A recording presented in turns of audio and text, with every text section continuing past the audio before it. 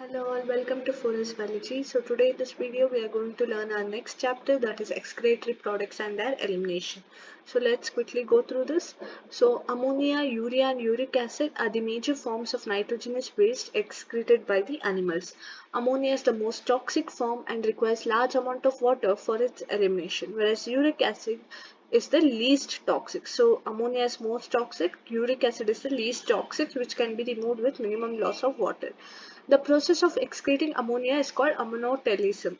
Many bony fishes, aquatic amphibians, and aquatic insects are ammonotelic in nature.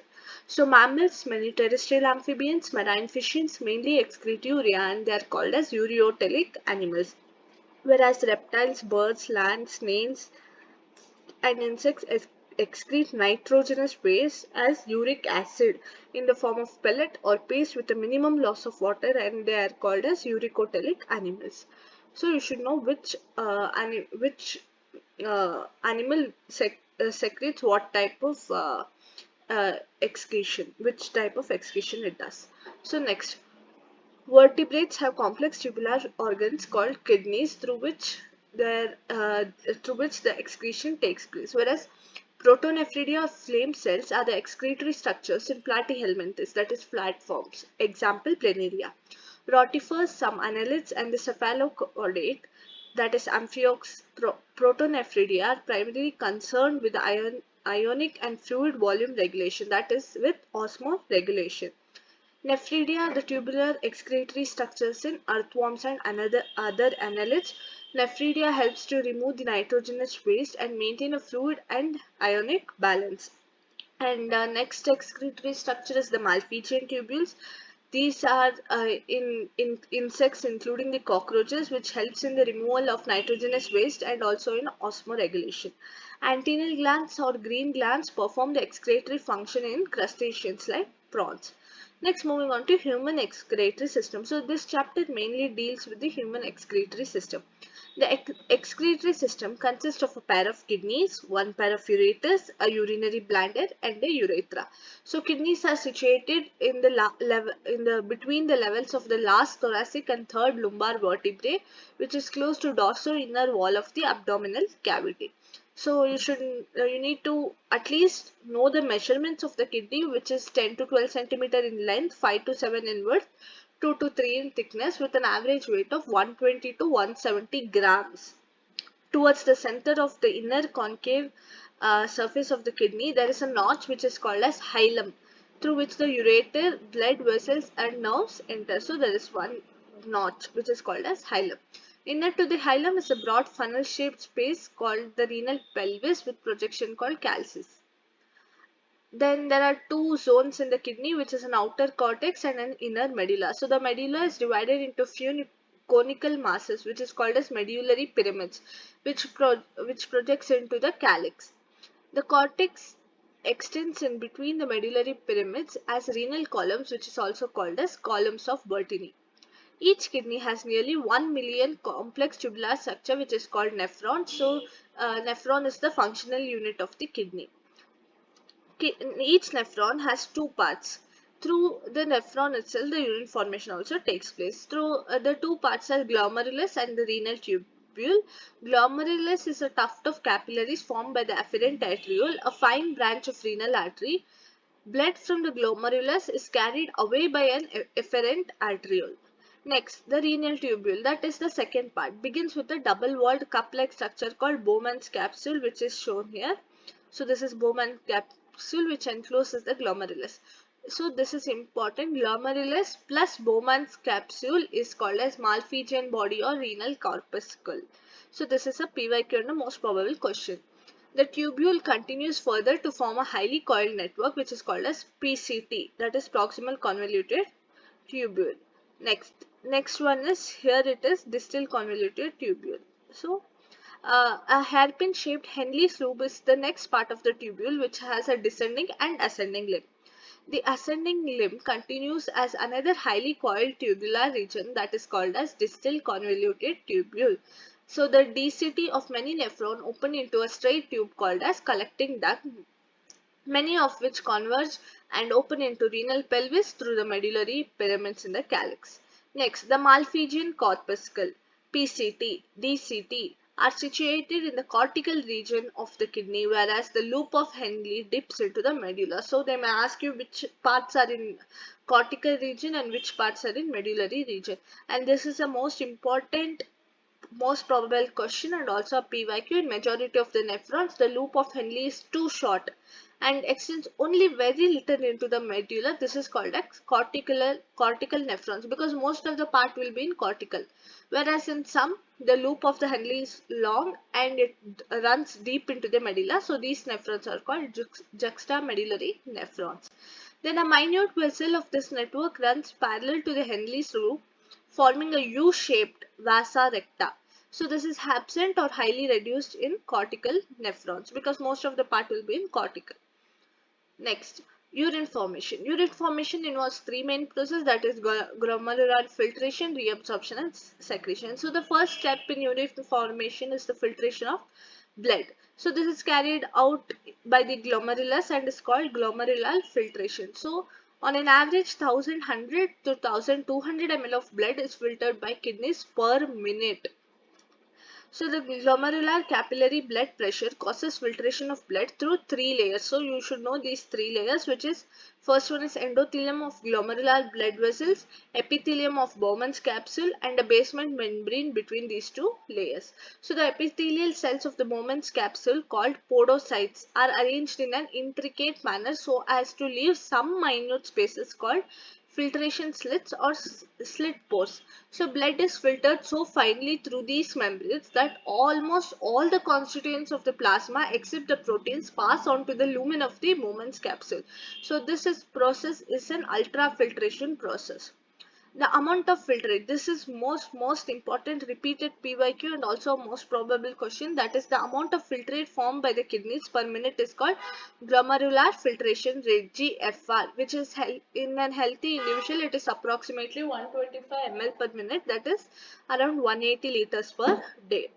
Next, juxtaglomerular apparatus, JGA, is a special sensitive region formed by the cellular modifications in the DCT and the efferent arteriole at the location of their contact. So when the GFR rate falls, the JGA cells to release renin, which can stimulate the glomerular blood flow, and thereby GFR comes back to normal. So this is important. This is renin, because in one more chapter there is renin, which is renin. So you should know the difference between both. Next, nearly 99% of the filtrate has to be reabsorbed by the renal tubules. So this process is called reabsorption. Next one, tubular secretion is also an important step in urine formation, as it helps to maintain the ionic and acid-base balance of the body fluid. Next, we are going to look into each function, that is function of PCT, Henle's loop and DCT. So this part is most important. There are so many PYQs in this part itself. So PCT is lined by simple cuboidal brush border epithelium. So this mainly increases the surface area of reabsorption. 70 to 80% of electrolytes and water are reabsorbed by this segment. So PCT is the major segment. So this also helps to maintain the pH and ionic balance of the body fluid. Next, moving on to Henle's loop. Reabsorption is the minimum in its ascending limb. However, this region plays a significant role in the maintenance of high osmolarity of the medullary interstitial fluid. The descending limb of loop of Henle is permeable to water but almost impermeable to electrolyte. You should know what is permeable in descending limb, what is permeable in ascending limb. So in descending limb, permeable to water, impermeable to electrolyte. In ascending limb, impermeable to water but transport of electrolyte is active or passive. Next, moving on to DCT. So here conditional reabsorption of Na plus and water takes place in this segment, and this is also capable of reabsorption of HCO3 minus. This is carbonate ion, and selective secretion of hydrogen and potassium ions and ammonia to maintain the pH and sodium potassium balance in the blood. So you should know this diagram, what goes in, what comes out, and what is the use of descending loop and the ascending loop. Next, moving on to the collecting duct. This long duct extends from the cortex of the kidney to the inner part of the medulla. So here large amount of water could be reabsorbed from this region to produce a concentrated urine.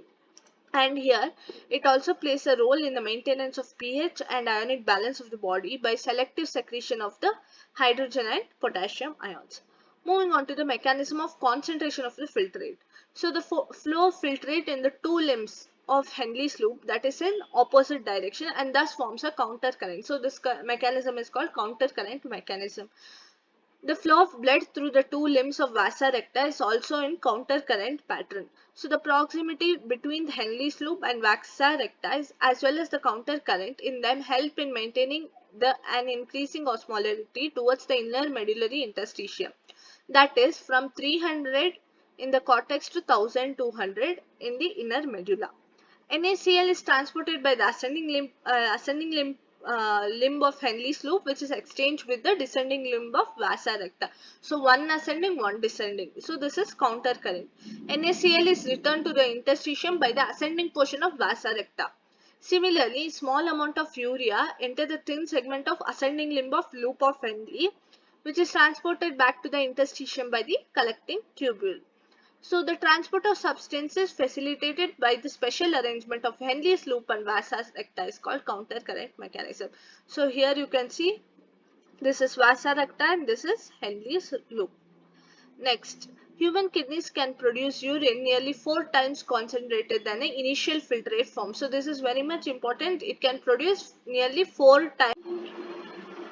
Moving on to the regulation of kidney function. An excessive loss of fluid from the body can activate these receptors which stimulate the hypothalamus to release ADH, that is antidiuretic hormone, or vasopressin from the neurohypophysis. An increase in the body fluid volume can switch off the osmoreceptors and suppress the ADH release to complete the feedback. ADH can also affect the kidney function by its constrictory effects on blood vessels. This causes an increase in blood pressure. So this increase in blood pressure will increase the GFR and also the glomerular blood flow. What does JGA do? So a fall in glomerular blood flow and GFR can activate the JG cells to release renin, RENIN. This converts the angiotensinogen in blood to angiotensin 1 and then into angiotensin 2. So this angiotensin 2, which is converted, being powerful vasoconstrictor, this increases the glomerular blood pressure and thereby the GFR. So this also activates the adrenal cortex to release aldosterone. Aldosterone causes reabsorption of sodium and water from the distal parts of the tubule. This again increases the blood pressure and the GFR. So this mechanism is called renin-angiotensin mechanism. An increase in blood flow to the artery of the heart can cause the release of ANF, that is atrial natriuretic factor, which is ANF also can cause the vasodilation, thereby decrease the blood pressure, and ANF mechanism therefore acts as a check on the renin-angiotensin mechanism. Next, moving on to micturition. Urine formed by the nephron is ultimately carried to the urinary bladder where it is stored till the voluntary signal is given by the CNS. So this signal is initiated by stretching of the urinary bladder as it gets filled with urine. The stretched receptors on the wall of the bladder send signal to the CNS, and this CNS passes on the motor message to initiate the contraction of smooth muscles of the bladder and simultaneous relaxation of urethral sphincter, causing the release of urine. So this process of release of urine is called micturition, and the neural mechanism causing it is called micturition reflex. So an average an adult human excretes 1 to 1.5 liters of urine per day, and the urine is a light yellow colored watery fluid which is slightly acidic, that is the pH is 6. So you need to know the pH, and it has 25 to 30 gram of urea which is excreted out per day. So you need to know the weight of this also. And presence of glucose in the urine is called glycosuria, and ketone body is called ketonuria in urine, and this is an indicative of diabetes mellitus. Next, role of other organs in excretion. Other than kidneys, the lungs, liver and skin also can help in elimination of excretory waste. Our lungs remove largest amount of CO2 and also significant quantities of water every day. Liver is the largest gland in our body which secretes bile containing substances like bilirubin, biliverdin, cholesterol, degraded steroid hormones, vitamins and drugs. And even the sweat produced by the sweat glands is a water fluid which contains NaCl, small amounts of urea, lactic acid. Though the primary function of sweat is to facilitate a cooling effect on the body surface, it also helps in the removal of some of the waste mentioned above. Sebaceous glands eliminate certain substances like sterols, hydrocarbons, waxes through sebum. This secretion provides a protective oily covering for the skin. Next are the disorders of excretory system. Disorders of each and every chapter in the human physiology is very important. So accumulation of urea in blood is called uremia. In such patients, urea can be removed through hemodialysis.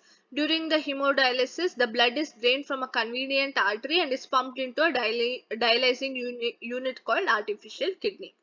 Next, kidney transplantation is the ultimate method in correction of acute renal failures, that is kidney failure.